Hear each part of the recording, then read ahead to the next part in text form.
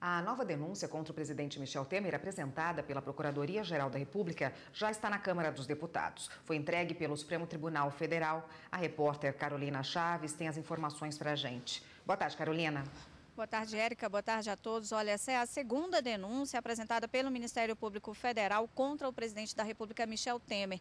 Ela foi entregue à Câmara dos Deputados pelo diretor-geral do Supremo Tribunal Federal, Eduardo Toledo. O processo no Legislativo começa com a leitura da denúncia em sessão plenária. Vamos ver agora o passo a passo do processo na Câmara dos Deputados.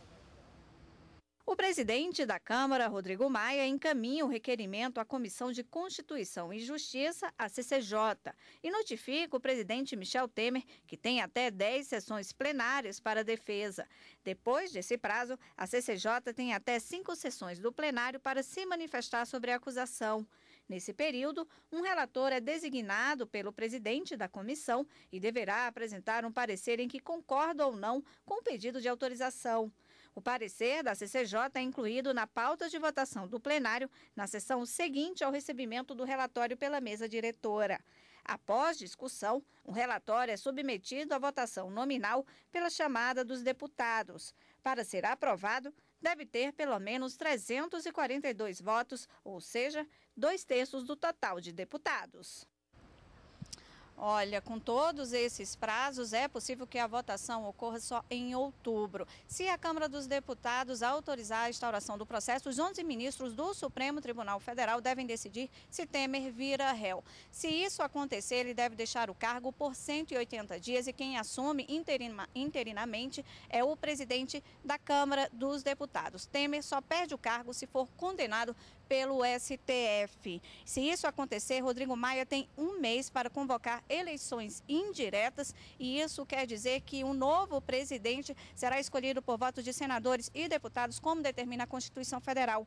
Mas se a Câmara dos Deputados rejeitar a instauração do processo, aí o Supremo Tribunal Federal fica impedido de dar continuidade ao caso. Érica. Obrigada, Carolina. E a denúncia chegou à Câmara dos Deputados após o pedido do presidente Michel Temer para suspender o envio ser rejeitado por maioria no plenário do Supremo. Por 10 votos a 1, os ministros rejeitaram o pedido do presidente Michel Temer e decidiram enviar à Câmara dos Deputados nova denúncia contra ele. Temer foi denunciado na semana passada pelos crimes de organização criminosa e obstrução de justiça. A defesa queria suspender o envio da denúncia até que fossem apuradas supostas irregularidades nas delações dos executivos da JBS. Não precisava, ministro Luiz Edson Fachin, tecer qualquer consideração sobre os dois tópicos. Eu acompanho integralmente o relator. O meu voto acompanha integralmente o ministro Edson Fachin no sentido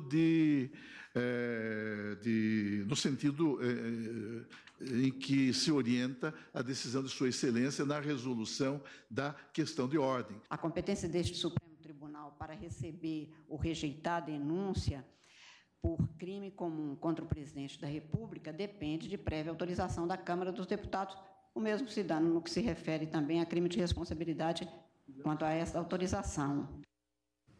Bom, e a consultora jurídica da TV Justiça, Karina Zucolotto, está aqui para falar sobre esse assunto. Boa tarde, Karina. Boa tarde, Érica. Karina, a Constituição determina que a denúncia siga para a Câmara dos Deputados, né? Por quê?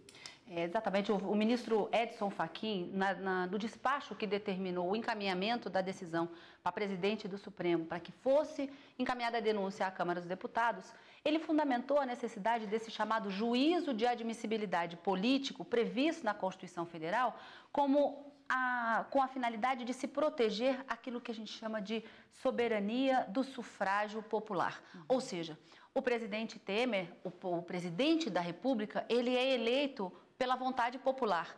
Então, nada mais do que os representantes do povo no Congresso Nacional, que tradicionalmente é feito pela Câmara dos Deputados, se manifestar sobre a possibilidade daquela acusação encaminhada pelo Ministério Público Federal dar prosseguimento. Então, aqui o ministro disse, inclusive, é um imperativo constitucional próprio das democracias, como se fosse essa autorização da Câmara dos Deputados em nome do povo, já que ele teria sido eleito pela vontade popular. E é importante, Érica, a gente falar que estabelecer um paralelo entre o que aconteceu com a presidente Dilma, no caso do impeachment do ano passado, e esse caso que pode vir a se tornar um processo aqui no Supremo Tribunal Federal. Tratam-se de crimes diferentes. No caso do impeachment, fala-se em crime de responsabilidade e o julgamento perante o Senado da República, que são crimes de natureza político-administrativa. E no caso concreto que está se analisando e se analisou essa semana, trata-se da acusação do presidente da República por um suposto crime comum, organização criminosa e outro crime capitulado na denúncia.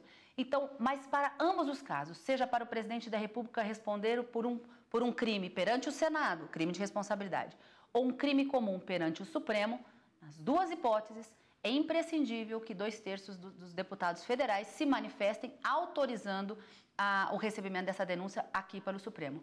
Então, são 2 juízos de admissibilidade. Um político, que é aprovado, segue para o Supremo, e aqui no Supremo, aí a análise dessa denúncia para saber se ele vira réu ou não, quando então haverá a suspensão das atividades enquanto presidente da República durante o período de 180 dias.